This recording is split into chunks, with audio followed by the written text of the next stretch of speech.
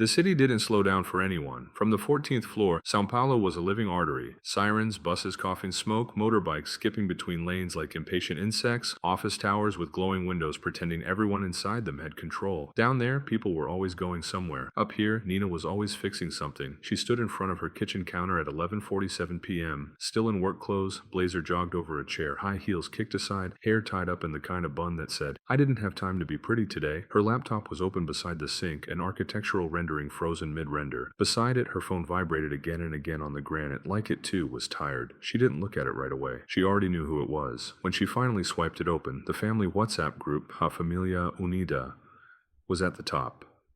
Mom. Love. The condo bill came higher this month because of the repairs. Can you cover it just this time? Leo, her younger brother. Nina. Sis, I sent you the PIX key. It's not much. Studio payment, they changed the date last minute. Mom again. Your father is stressed. Things are slow. You know how the market is. We'll pay you back. They never did. Behind the messages, she could still see the doctor's face from 2 weeks ago, the way he folded his hands in front of him as if to make the news look softer. You can't keep doing this, he'd said. Your heart is compensating for your rhythm. It won't compensate forever. You need to rest, properly rest, as if that were something sold in pharmacies. Nina typed with 2 fingers, jaw tight. I'll cover it, but we need to talk about this later. She didn't send the last sentence. She deleted it. She sent only, I'll cover it. She made the transfer, watched the number in her account drop, watched another piece of herself walk out the virtual door. The city outside flickered. In the distance, Avenida Paulista shone like an accusation. She could see her reflection in the darkened kitchen window. 34 years old, shoulder lines firmer than she liked, eyes holding that permanent alertness of people who grew up thinking any day could fall apart. Her father had been laid off when she was 20. At the time, he'd called it temporary. I'll bounce back, he'd said, patting her on the shoulder, eyes red from pretending to be hopeful. 14 years later, he still called it temporary. 14 years later, Nina was the one paying for the bounce. She closed the laptop. The rendering could wait. The client could wait. What couldn't wait was the ache behind her sternum, the one she'd been pretending was tension. She poured water, leaned on the counter, breathed. The phone lit up again. This time it wasn't the family group. It was her mother calling. Nina inhaled and answered. My? Philia, thank you. Regina's voice came warm, practiced, theatrical, the kind of voice she used at church and at cousin weddings. You saved us again. My, we need to talk about... Not now. Your father is irritated. You know how he is. He keeps saying he was a manager for 25 years, that he shouldn't be in this situation. You know how it hurts him. It hurts me too, Mon, Nina said, tired more in the soul than in the bones. I worked 12 hours today. A small silence. Then the sentence Nina knew would come. You work a lot, Nina. You don't have children. You don't have a husband. You can help.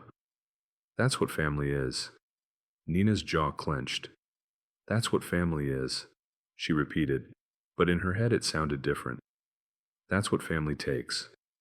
She hung up politely, because politeness was the last thing holding everything together. She was about to put the glass in the sink when the room tilted. Not dramatically, not like in movies. It was more like the floor moved a centimeter to the left, and her vision didn't go with it. The kitchen light suddenly became too bright, the hum of the fridge too loud, her heartbeat too heavy. She put a hand on the counter to steady herself. Her fingers slipped. The glass fell, clinked, rolled. The second wave came harder, a squeezing in her chest, a rush of cold sweat, a sound in her ears like blood running fast in a narrow pipe. She tried to inhale. Air came in pieces. She saw the fridge, the floor, her own hands pale, then like someone turning off a lamp, everything went dark. When Nina woke up, everything was white. White walls, white curtain, white sheet, white ceiling with squares like an office for people whose bodies had given up. The light wasn't romantic, wasn't warm. It was hospital light, clean and unforgiving. There was a beep close to her head, a soft, patient beep. She followed the sound with her eyes and saw the monitor, green lines moving, numbers she didn't understand but knew meant you're still here. Her mouth was dry, her throat sore. There was a needle in her arm. A nurse noticed she was awake. Hi, Karita, the nurse said softly. You scared us. What, happened? Nina's voice came out broken. You fainted. Your neighbor called the building receptionist. They called emergency. You had arrhythmia and low pressure. Your body said, enough. Hospital, Nina whispered. Hospital San Pedro. You were lucky. That word again. Nina licked her dry lips. My family. We called your emergency contacts, the nurse said carefully, like someone telling a child that the dog went to live on a farm. No one answered yet. Sometimes people are working. We'll try again. Nina blinked slowly. Her mother always picked up when it was about church raffles. Always picked up when a cousin got pregnant. Always picked up when she wanted a favor. The nurse adjusted the IV. Rest. We're monitoring your heart. Rest. She closed her eyes again. Not because she wanted to sleep, but because she didn't want to cry in front of a stranger in pale green clothes. She stayed there. 1 day? 2 days. 3. The city moved outside the window and no one came. Her boss sent flowers. Get well soon, we can postpone the presentation. Her coworker, Vivi, sent a voice note crying, Girl, you scared us. We thought you died. Don't do that. But her father? Her mother? Leo? Silence. On the 3rd day, the nurse came in holding her phone. It was discharged and charged again. Thought you might want it. Nina took it. The screen came to life. No missed calls from Mom. No missed calls from Dad. But there was a fresh notification from Instagram. At Regina Duarte _official tagged you in a post. Nina's stomach dropped. She opened it. Her mother's face filled the screen. Hair perfect, makeup light, teeth very white. Her father beside her, smiling a little forced. Leo too, with his musician beanie, arm around their cousin. They were in a restaurant. Wine glasses, big plates, wooden background. Soft lights. Caption: Family night. Grateful for union. Grateful for what we built. Gratitude. Family first. The hospital room seemed to shrink. They were celebrating family while their actual family member was in a hospital bed with wires on her chest. Nina zoomed in as if a pixel could explain. No one looked guilty. No one looked worried. They just looked free. Her fingers trembled. She could have commented, could have exposed, could have written, I'm in the hospital. But she didn't. Because part of her wanted to know how far they would go, how far the performance would last. She locked the phone and laid it on her chest. Okay, she whispered to the ceiling. Okay. It wasn't peace. It was clarity. On the 4th day, a man in his mid-60s walked in like he owned the place. Dark jeans, ironed shirt, leather folder under one arm. He had the calmness of people who spent their lives looking at numbers. Is this the troublemaker? He asked the nurse, smiling. Are you family? The nurse asked. In a more useful way, yes, he said. I'm Alvaro. Her godfather. He was, in fact, not her godfather. Not by church, anyway. He was her late grandfather's best friend, the only adult who, when she was sick, spoke to her like she was a person. He'd been an accountant for 40 years. He taught her when she was 12 that feeling bad about saying no is how they train you. Nina almost cried when she saw him. Alvaro. Don't move, he said, pulling the chair closer. I heard you scared half the building. They called you? Your mother didn't pick up, he said, no judgment, just fact. The building had my number from the time I helped with their tax issue. So I came. He sat, looked at the monitor, at the 4th, at her pale face. This, he said, pointing to the monitor, is what happens when the youngest CFO of a family decides to keep bailing everyone out. I'm not. You are, he cut her gently. You just don't get paid. Nina sighed, tears threatening. They didn't come, she whispered. I was here 4 days. They posted pictures. Alvaro nodded slowly, like a doctor confirming the diagnosis he already suspected. People like your parents, he said, get addicted to the version of you that serves them. Not to you. That's cruel. That's math, he said. Cruel is you paying for your brother's studio while entering a hospital alone. She turned her face away, angry at herself for feeling guilty even now. Alvaro placed the leather folder on her bed. People like your parents, he said, get addicted to the version of you that serves them. Not to you, that's cruel. That's math, he said.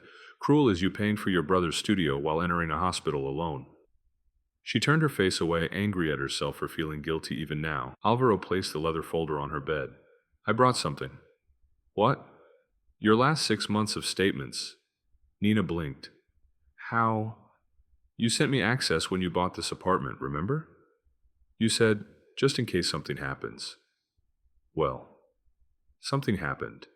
He opened the folder. Lines, numbers, highlighted transfers. See this? He pointed. Rent transfer to Leo. Fixed day. Condo of your parents. Fixed day. Medical insurance for your mother that she says she pays. Actually you. Water bill for their apartment. Under your CPF. Oh, and this. Spotify Family Premium. 8 devices. You pay, of course. Nina's cheeks flamed with shame, but also anger. I didn't even notice anymore. That's the point, he said. They made your help invisible. That way they can keep saying, we don't depend on anyone. He leaned back. Listen to me, Nina. You fainted at 34. In a good hospital, sure. But this is your first warning. The body doesn't send a second in the same tone. So here's what we're going to do. Tomorrow, when they discharge you, we go to your place. We make a list. Every outgoing cent, we cut what's not yours, not out of revenge, out of survival. Nina stared at him. And if they get mad? He smiled, eyes soft. They will. Because you were never supposed to wake up, they discharged her the next morning. Her mother did call, but not to pick her up. Fila, I saw Alvaro's message. You're already leaving? Praise God. We can't go. Your father has a doctor's appointment. Your brother borrowed the car. You know how it is. But rest, View.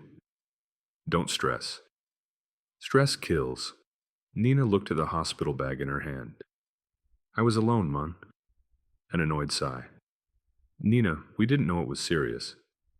I was 4 days in the hospital. We thought it was observation. You know how hospitals are. They keep people there just to charge. Anyway, what matters is you're okay. Did you pay the condo? Nina closed her eyes. Alvaro drove her home in his old Honda. The city was hot, humid, like someone had thrown a wet blanket over the buildings. People walked fast, taxis honked. A guy sold coconut water at the corner, oblivious to the fact that someone in that car had just decided to stop being a bank. In Nina's apartment, Alvaro spread the papers on the dining table like a war general. Okay, he said, let's take stock. They went line by line. Parents' condo? Cut. Mom's health plan? Cut. Leo's studio? Cut. Light bill? Cut. What about this? He pointed. 600 every month to Mai with no description. She says it's for the market. You cut. If she needs, she asks. You don't auto-feed. Nina chewed on her lip. Her hand trembled over the mouse. It feels wrong. It feels different, he corrected. Wrong is passing out on the floor alone. She clicked, canceled, removed, deleted. One by one, the cords loosened. Her phone began to vibrate an hour later. Mom, did the payment fall? I couldn't see here. Nina didn't answer. Leo. Sis, the studio rent didn't go through. Can you check? She didn't answer. Dad, your mother is nervous. She didn't answer. Alvaro watched, amused. Now comes the guilt parade. That night at 9:32 p.m., her mother called. Nina let it ring, then again, then again. Finally, she picked up. Oi! What is going on? Regina's voice came high, offended. The rent didn't fall. Your brother is there embarrassed. The owner is his friend. This is ugly, Nina, and the condo didn't fall either. Your father is here. Pissed, I canceled. Silence. You what? I canceled, Mun. All automatic payments. You need to organize your finances. I can help you plan, but I won't pay everything anymore. Another silence. Then the voice turned sweet, dangerously sweet. Nina, we are your family. I know. We never abandoned you. You did. This week, that was different, Regina snapped. We didn't know it was serious. You know we have things too. You know your father is not well. You know Leo is starting his career. You are the one who's stable. I almost died. You didn't. Nina swallowed. You posted a photo, she said quietly. While I was in the hospital. Regina's voice wavered for a second, not with guilt, but with annoyance at being confronted. Oh, Nina, for God's sake, it was just a post. You know social media. Don't dramatize. Nina looked at the city lights through the window. I won't be paying any more, she repeated. Regina's tone dropped, revealing the steel underneath. You're going to let your father be humiliated after everything he did for you? He hasn't worked in 14 years. Don't talk about your father like that. He sacrificed so much. You had a private school, didn't you? English course, didn't you? Who do you think paid for that? You did when you had money, and I'm grateful, Nina said evenly, and now I paid back. For years. More than I make. More than I can. I'm done. You're selfish. I'm alive. Regina exhaled sharply. You're going to regret this. Families don't forget who turns their back. Nina ended the call gently, like placing a glass on a shelf. Alvaro, from the couch, raised an eyebrow. How did it go? She called me selfish. He nodded. That's the tax. The next days were strange, like walking in a house where all the pictures were slightly crooked. Her phone alternated between silence and explosions, furious texts, guilt drips, biblical verses, voice notes of her father coughing dramatically in the background, Leo sending crying emojis. Her father finally called himself. Nina. Oi, Pai. I didn't raise you to humiliate me. I didn't humiliate you. You're making me ask for money, he said, insulted. From my own daughter. That's the problem, she said. You think asking is humiliation, but taking without asking isn't? He huffed. You don't understand how the market is. I do. I work. You think you're better than us now. I think I'm tired. He didn't like that answer. Men like him didn't know what to do with daughters who stopped apologizing. He hung up. 2 hours later, Leo posted a story. Funny how some people forget where they came from once they get a nice view and a MacBook. She didn't respond, but others did. An aunt, a cousin, even someone from church. Did something happen? Your mom is very shaken. Nina answered none of them. She kept working. She rested. She started going to the park near Ibirapuera in the mornings, walking slowly, feeling her heart like a metronome she didn't want to break again. Alvaro called one night. Prepare yourself, he said. When money stops, people don't get introspective. They get creative. He was right. A week later, Nina received an email from a law office she didn't know. Subject, pending family financial agreement. She read it twice. It was absurd. Her parents had gone to a lawyer to formalize that she had been helping, and that, for the preservation of family dignity, she should continue support until her father was reinstated in the market. She laughed, out loud, alone in the kitchen. She forwarded the email to Alvaro. He called immediately, chuckling. They really tried to make your generosity a legal obligation. Can they do that? Not if you have a backbone, he said. And we can get a lawyer too. He got her one, a calm woman named Patricia who specialized in family and patrimony. Patricia read everything, nodded, and said, They got used to your money. You broke the pattern. Now they're trying to turn moral blackmail into legal duty. We can reply, firmly. Without mud, Nina felt something she hadn't felt in months. Not happiness, but a straightening inside her. She wasn't going to war. She was just stopping. And sometimes stopping looks like war to those who only know how to take. Her family did not like the lawyer's reply. Her mother called, voice shrill. You sent me a letter through a lawyer? I'm your mother. You sent me one first. That was different. Her father sent a long audio, heavy-breathed, talking about honor and Bible and who fed you when you were a baby. Leo sent angry texts saying, You destroyed the only stability we had. Nina didn't answer until one night when she got a video link from a cousin. Look at what your brother posted. She clicked. Leo was in his studio, the very studio she'd paid months for, talking to the camera like a podcaster. Sometimes, he said with false sadness, people in the family become so individualistic that they forget that we all go through hard times. My parents always helped everyone, always opened doors, and now when they need, people turn their backs. It's ugly, man. Poverty of heart. The comments were, of course, supportive. That's sad. Family should be everything. Your sister is wrong. Nina watched the whole thing. Then she did something she hadn't done before. She screenshotted the hospital bill. She didn't post, she didn't expose, she just saved it. Because justice, the real kind, is patient.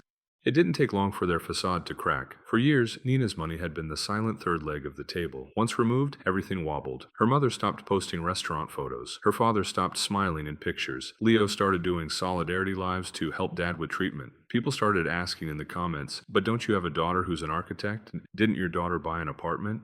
What happened? The more they tried to paint her as absent, the more the holes showed. Then, one Friday afternoon, there was a knock on her door. Not the polite kind, the angry kind. Nina opened. Regina walked in without waiting to be invited. Her perfume hit the apartment before her words. We need to talk. Nina closed the door slowly.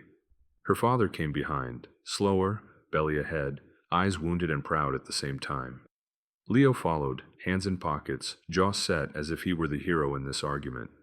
Alvaro, who had been at the table reviewing some papers with Nina, stood. Afternoon. Regina gave him a tight smile. Didn't know you'd be here. I'm everywhere there's math, he said. We don't need you, she snapped. He sat back down. Then don't look at me. Regina turned to Nina. You are destroying us. Nina leaned against the counter. The city framed her behind, through the glass, a woman at the edge of a skyline refusing to jump. No, she said, I stopped carrying you. That's different. We raised you. And I honored that. For years. You humiliated your father, Regina said, pointing at him as if he were an invalid. He had to ask help from other people. Do you have any idea what that is for a man? He could get a job. He's old. He is 59. That's old for the job market. It's old to start manipulating your daughter. Regina's eyes widened. Manipulating? You posted a photo while I was in the hospital. You ignored calls from the hospital. Then you called me selfish for not paying your bills. That's manipulation. We didn't know it was serious. You couldn't even answer the phone to know, Regina flushed. We were with family, she said weakly. I am family. It was a day without drama, Leo muttered. Nina turned to him. There is no drama when the one who holds everything together is unconscious, she said. Of course it was peaceful for you. I wasn't there to pay. Leo rolled his eyes. You're making everything about money. You made everything about money, Nina said, voice calm but iron underneath. Every time you called me only to ask, every time you said just this month, every time you said you don't have kids you can, you all decided my life was a resource. Her father finally spoke, hoarse. You think you're better than us? I think I'm tired of being your plan. We are your parents. You were, she said. Now you're adults. Adults figure things out. Her mother's eyes filled with tears. But Nina had finally lived long enough to know the difference between hurt and strategy. You're going to abandon us, Regina whispered. Nina looked at her, really looked, and saw a woman who'd grown used to being cushioned, never questioned, a woman who thought loyalty meant silence. I'm not abandoning you, Nina said. I'm returning you to yourselves. Her father's mouth twisted. We will remember this. I hope so. Regina's mask slipped. You think you can live alone in this city? You think friends will help you when you get old? Family is family. And family doesn't let a daughter in the hospital alone, Nina said. So let's stop pretending. Silence. The city hummed outside. Alvaro cleared his throat. I have something, he said, pulling a document. This is a formal notice from Nina's lawyer. From now on, any financial request should be formal, justified, and agreed. No more automatic transfers, no more accounts under her name. You will also stop trying to make her legally responsible for your lifestyle. Or we can take this further. Regina snatched the paper, eyes moving fast. You got a lawyer? She asked Nina, incredulous. Against your parents. You got one first, Nina reminded her. Regina threw the paper on the table. You're ungrateful.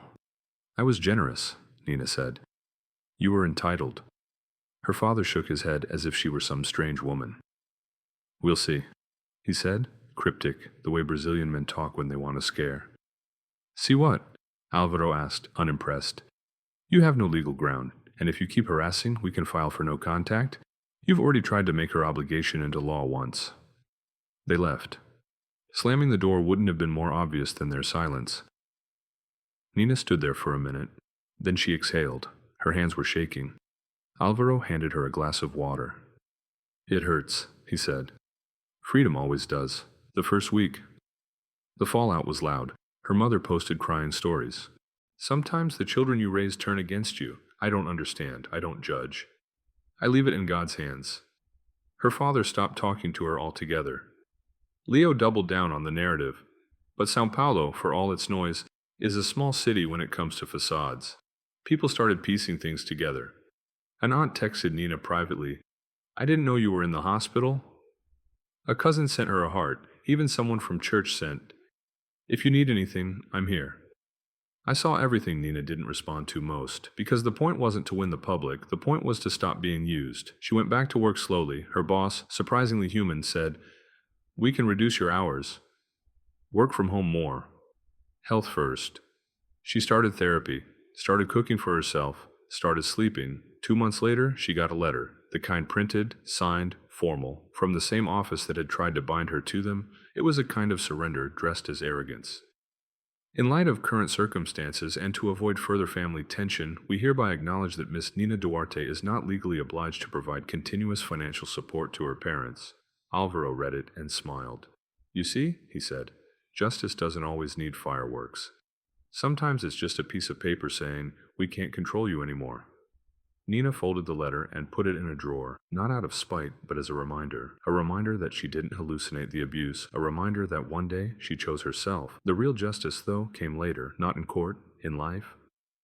6 months after the hospital, Nina presented a project for a mid-sized developer, a residential building that mixed green terraces with co-working spaces. The client loved it. It led to another project, then another. Her name started circulating, not as "that girl who always helps her parents," but as "the architect who saved that Paulista project." She took on a teaching gig twice a week at FAU because she'd always wanted to teach and never had time. She met people her age who didn't want anything from her except her mind. She started running, slowly, at dawn when the city was still deciding what it wanted to be. Her family? They adjusted. They always do. Regina stopped posing as much. Her posts became more about recipes than about family is everything. Her father started giving English classes online for business people who liked his old corporate stories. It wasn't a manager salary, but it was his. Leo got a job at a music school, not as glamorous as artist, but steady. One night, many months later, Nina's phone buzzed. It was her mother. "Just text. We're going to sell the apartment and move to a smaller place. Things got tight. I know you said you can't help. I'm just letting you know." Mom Nina read it. There was no guilt in it, no accusation, just reality. She typed, "I hope the new place is good for you. If you want, I can look at the contract to make sure they don't trick you." A pause, then, "Thank you." That was it. Not a fairy tale reconciliation, not a crying in each other's arms scene, just adults, finally, taking care of their own lives. Justice, Nina realized, wasn't watching them suffer. Justice was watching them finally carry what was theirs, and watching herself, 14 floors above a city that never slowed down, drinking coffee at 7:13 a.m., heart at a normal rhythm, knowing that if she ever collapsed again, it wouldn't be because she was paying for everyone, it would be because she was living her life. She stood by the window. São Paulo pulsed. People ran, buses roared. A woman in another building did yoga. A man watered his plants on a balcony. The world was wide, not reduced to three people's demands. Her phone buzzed one last time. A DM from a stranger. "I saw what your brother posted months ago, and then I heard the other story. You did the right thing. My mom did the same with me. I hope you're okay." Nina smiled. Small. She typed nothing. She didn't need witnesses anymore. The city didn't slow down for anyone, but now, finally, she did.